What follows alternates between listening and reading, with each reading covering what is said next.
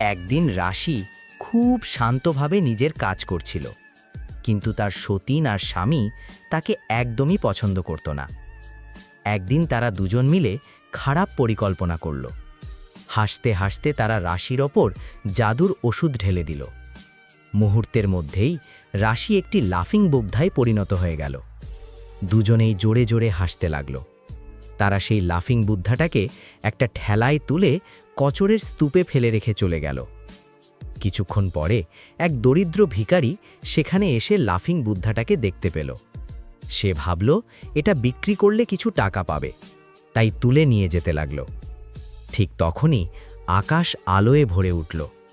হঠাৎ মহাদেব আর মা পার্বতী সেখানে প্রকট হলেন। তারা করুণা ভরে রাশির দিকে তাকিয়ে দেবীও জল ছিটিয়ে দিলেন। মুহূর্তের মধ্যেই রাশি আবার আগের মতো মানুষ হয়ে উঠল। রাশি বুঝতে পারল খারাপ কাজের ফল খারাপই হয়, আর ভালো মানুষের পাশে সব সময় ঈশ্বর থাকেন।